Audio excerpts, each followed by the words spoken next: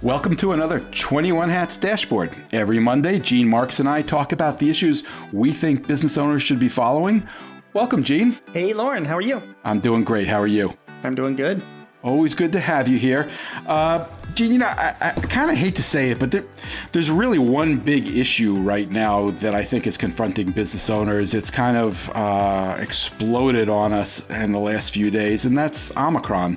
All of a sudden, holiday parties are getting canceled, sporting events are getting canceled, offices are closing. It's starting to feel a lot like, not Christmas, but March of 2020. And I'm wondering what you're thinking. How concerned do you think business owners should be? Well, I have concerning news, and then I've got good news to follow up with it. So Loren, let's talk about my Saturday, okay? Not the past Saturday, but the Saturday before that, okay? Okay. My wife and I went to the Philly Pops Christmas concert, which we have been, we've been going to like the past 5 or 6 years, and it's awesome. And we went there. It was a great show. Of course, everybody's masked up, which doesn't make it so much fun. And of course, the orchestra. Is it inside or outside? It was inside. It was in the Kimmel Center in Philadelphia, and the violinists are wearing masks, but the horn section are not wearing masks. So it's just all that going on, right? But it was great. And then I heard from a few people that I knew that are affiliated with the organization, and then I looked into it that they normally do 13 shows every holiday season, but this year they were only able to do 8 shows, and there's a big reason why, and the reason why is because there's less people coming to the shows. And the reason why there's less people coming to the shows is because if you're an organization that's doing any type of event in the city, although there's no city mandate right now, there's a lot of pressure on these organizations to require vaccinations. So they're all being good boys and girls, and that's what they're doing. Now, these are theaters. These are even like, an organization like the Philly Pops. I mean, they're a small business, they're not like some giant multinational whatever. So they got to comply because that's what sort of the narrative is. Now, 40% of the people in Pennsylvania, Loren, are not vaccinated. We don't have to have a discussion as to why or whether we agree with that or not, but they're not vaccinated, right?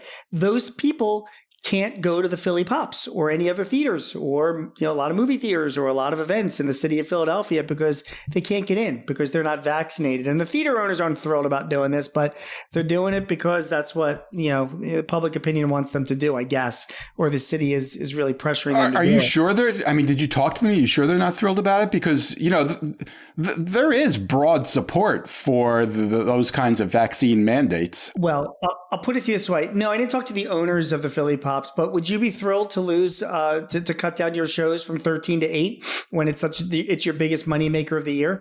Certainly not. Although, that gets back at kind of the central discussion we've been having since the pandemic hit, which is, what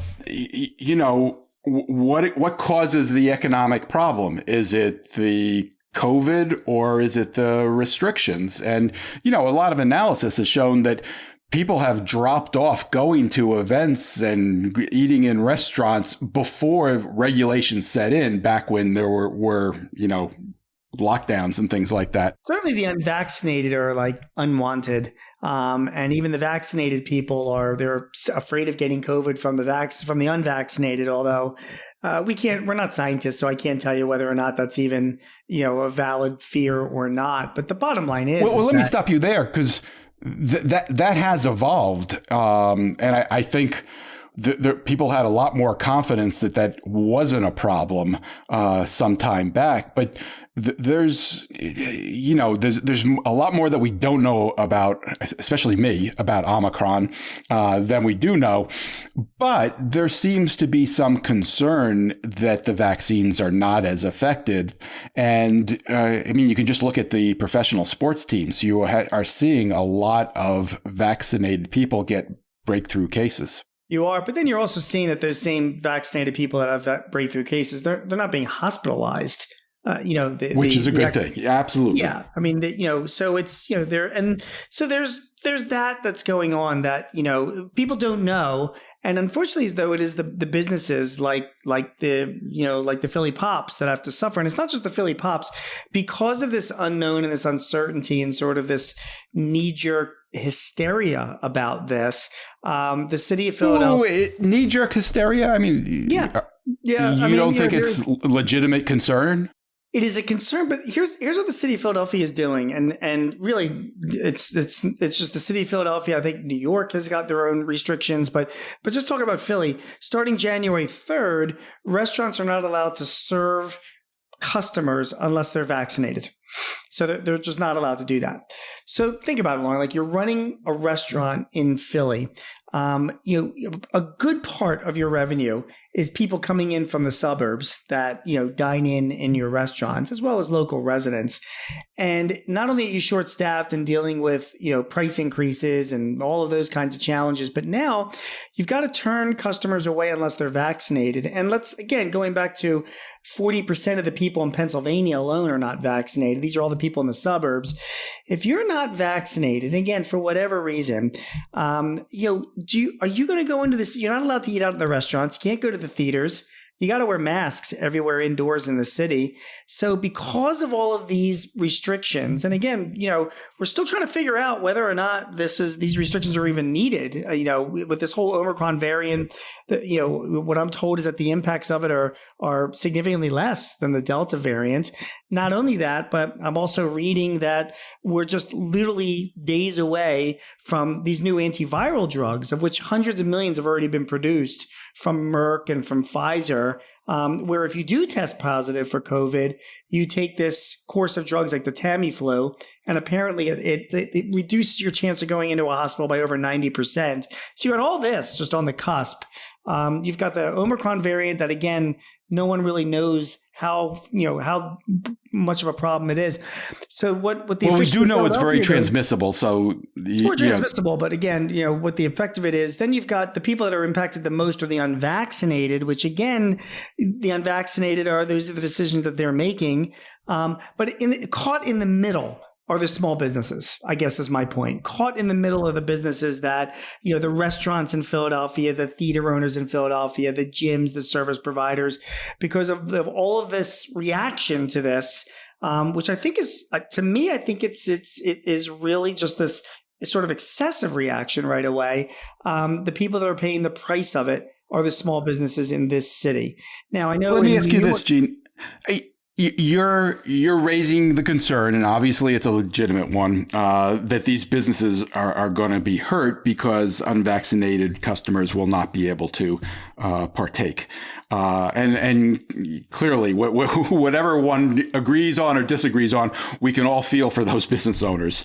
That said, there's no perfect solution here. You flip the scenario and the same thing happens. If there is no requirement for vaccination, you surely are going to lose some customers who are vaccinated and don't want to go into that environment. Don't you think? What the solution is, and you're right, there's no perfect solution, but I think the best solution is to leave the decisions up to the business.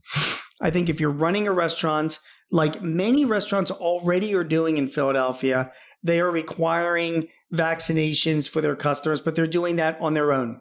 And by the way, they're advertising that. They're getting good PR about it. They come up with their own rules saying we have sections or outdoor seating, or indoor seating over here for customers that aren't vaccinated. But in any case, they're making the decisions. They're not being mandated by the government on these decisions. And unfortunately, because of these mandates, you've got a lot of businesses that otherwise would have had these customers coming to their doors. They're not even going to have the customers showing up, let alone having the opportunity to turn them away. And I just think it's tough. And what I think is also going to be, here's my expectation, though. There's a couple things on this. Like I said earlier, I do think that we're going to be finding out that this Omicron variant is nowhere near as significant as what the Delta variant is. I do think that with this new course of medications that are coming out within days, I think that's going to allay a lot of fears. And I think this wave itself of fear, and I'm calling it hysteria, I think will dissipate a little bit. And I think there's a surge. People want to get the fuck out. They want to go out. They want to, they want to go to theaters. They want to be out there if they're just allowed to do so. And I think that, it will, this whole... there is some evidence against that, Gene. I mean, yes, everybody wants to, but I read a story in the Washington Post this week, and this is irrespective of Omicron. Music venues are finding that 20% of the people or more who've bought tickets for an event are just not showing up. And this is going back over the past couple of months, so preceding Omicron. People do want to get out. No question you're right about that. But there is some hesitation. And right now, there's a lot of unanswered questions. I think there's some people who are just thinking, you know what, let's just take it careful right now and see, let's learn more and see where we are in a couple of weeks. Well, Loren, that gets me to the second part of my story about Saturday. So we finished the concert. We went out to dinner to a restaurant, which was actually doing quite well Saturday night because they could still allow unvaccinated people in. And then, you know what we did, Loren? This is a very thing unlike myself and my wife. Normally, we're back on the sofa watching TV, but we weren't tired. So we heard that there was this club in Philadelphia that was doing an ABBA dance party. Who can resist? So we go there on Broad Street. Did not see that coming, Gene. Did not see it coming. We get there at like 8:30, right? Empty. Nobody's there. And we're texting our kids, and our kids are like, well, that's because you're there at 8:30. Nobody goes to a club at 8:30. Sure enough, by 10 o'clock at night, Loren, I can happy to report to you that the club was packed. Wall to wall with dancers and party goers, a couple of hundred people in there sweating and singing to ABBA. We left at around 1 a.m, and the club was still bopping at that point, at that part of time. So people do want to go out. Now, they did check your vaccination status to get in. So the people that did come did have their, as your friend, Gene, I'm feeling better about this story right now. I'm glad to hear that. Super spreader event. There was no doubt about that. But there is this, people want to get out if they're given the opportunity to get out. And those are just the vaccinated, let alone the unvaccinated. You're walking a very fine line here. I'm not sure I completely understand all of your opinions put together. But let's leave the regulatory discussion aside. Let's just talk about the realities of business. This is, we've been through a tough time. These last 2 years for businesses have been terrible, and it's looking a little bit shaky right now. From a purely business perspective, forget about the regulations. How concerned do you think businesses should be, and what are you hearing from your clients? Well, first of all, I got to argue with you again about the whole, narrative of business being terrible and, it's being a bad year. No, I didn't say that. It's been a tough time in a lot of ways. This has been terrible. This has been a bad year. And no, I don't think I said that. But if I did, I take it back. You're right. Okay. So when I look at, this past year in business, actually, for my clients across the board, it's actually been a great year for most of my clients. I mean, it has been, it's been a great year of recovery. Even restaurants and merchants have been breathing a sigh of relief until this most recent round of mandates for those guys that are working, they're in Philadelphia. B2B businesses have been doing great. Gross domestic product this quarter is estimated to be about 7%. Loren, which is normally like 2 to 3%. Industrial production is up. There are more houses under construction now than since 1973. And you know how many businesses there are, small businesses in the construction industry, you can imagine. So yeah, we're going to have our challenges this year, continuing with supply chain. We're going to have our challenge to continue with rising prices. And of course, finding labor. We always have challenges. Which is what I meant to be referring to. And I agree with everything you're saying. Sure. And there's never a perfect economy. I mean, even in the best growing economy, there's always, you can always find the negatives, Sure. But this year itself has been good. And I think that plays itself out. It's not what I hear anecdotally from my clients, but just this week, the U.S. Chamber of Commerce came out with their survey of optimism among their members. It was an expansive survey of thousands of their members and found that their confidence levels, their optimism levels were at a pandemic high. And then the same thing with the National Federation of Independent Businesses. Now, this is the NFIB. This is a right-leaning organization. They can't wait for bad news from small businesses so they can turn it against, the left and Biden and all that kind of stuff. Their optimism index also ticked up and are also approaching historical highs among that index. what that says to me is that small businesses have come off a year that was challenging. Like every year is challenging, but looking ahead into 2022. Maybe a little more than most. Well, it depends on the business you're in, depends on the For region sure. where you're. Listen, For sure. You're in Texas, you're in Florida, you're in, the Midwest, you're not in California or New York City or Philadelphia. You're probably not having such a bad year, depending the industry that you're in. Well, but wherever you are, I mean, and maybe especially in Texas or Florida, you are fighting labor shortages. You are dealing with inflation. There certainly have been challenges. Which you were fighting before COVID. Those are the same issues that you had. And even though you didn't have the kind of inflationary pressures that we've got this year, you still had other issues in managing your business and investment For issues. sure. And, there are always issues. It's always something. So, I guess the point that I'm making is that most of my clients that I talk to and the studies that have just come out and, my readers and the community looking into 2022, people are still optimistic, and they are optimistic that this, again, and I keep using it. I know you bristle every time I do, but the hysteria that's surrounding COVID, which will never go away, COVID. There will always be COVID. This is not going to end. But because these variants are becoming less of a problem, and let's reserve judgment on that. We want them to be less of a problem. Keep in mind, it's dramatically more transmissible, and I don't want to be the voice of darkness here, but I think we need to wait and pass judgment after we know a little bit more. It's more transmissible. Maybe it's less severe. Maybe fewer people are going to die. But if way more people get it, then you could still have hospitals overrun, and a lot of sadness and people nervous about going out. That is one possibility for a period of time. Now, one thing that seems to be happening and seems to have happened in South Africa and to some extent in the UK is this thing burns bright really quick, but then ends pretty quickly. So whatever it is, it could be over pretty soon. Yeah, I actually, I'll jump on what you just said, because I think that you are absolutely right about it burning bright and ending quickly, because it gets back to confidence. When I look at, again, when I talk to my clients and they read and see what's going on, their attitudes is that this is a variant that is not going to last that long. Plus, they look at, again, the medications are coming out, the vaccines that are available. And the people that will make their choice whether to get vaccinated or not, it's probably not going to have an impact on their business going forward. The only thing that will, again, is if there is a continuing narrative that COVID is going to keep people, locked into their homes and into their apartments. And, the hope is that a lot of that will get behind us for most people. There will always be some people that are just going to be scared to death to continue on with their life. But hopefully that number will diminish significantly in 2022. And I think it will. Well, I guess some people are more afraid of the narrative. Some people are more afraid of COVID. We're not going to settle that discussion today.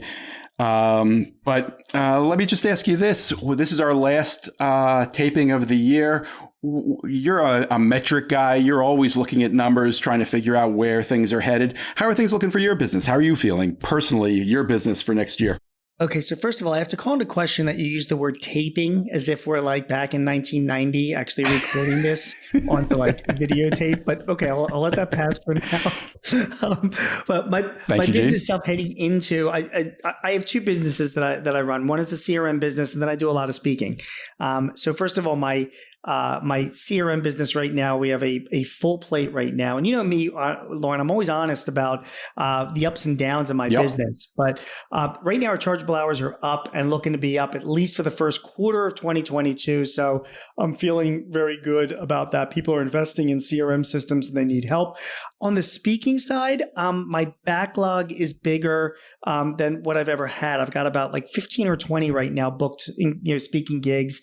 And usually it's half that amount. And then are they all in Florida and Texas? Yeah, frankly, yeah, a lot in Vegas, Florida, Texas. Yeah, you got it. Okay. But the good news is that these are business associations, as you know, that I speak to, and these are industry groups, and they got their conferences booked, and they are getting people. People are coming to these conferences, which means that the businesses that aren't cowering down in New York or Philly or San Francisco, the rest of the businesses in this country, right? Those owners are actually getting on planes and going to their conferences and going out and meeting with their customers and moving on with business, which is, I think, why we saw gross domestic product we'll see increase the way that people are predicting it's going to increase. So my business is good. And I'm happy to say so are most of my clients, and I'm very optimistic heading into 2022. I'm glad to hear that. Gene Marks is a CPA who writes weekly on small business for The Guardian, The Hill, The Philadelphia Inquirer, The Washington Times, Forbes, and Entrepreneur. You can also hear him on ABC Radio's Eye on the World with John Batchelor. Gene hosts 2 popular small business podcasts with Paychex Corporation and The Hartford. Thank you, Gene. Always great speaking with you. Love speaking with you, Loren. We'll see you next year. Yeah, absolutely. See you next year. Thanks, Gene.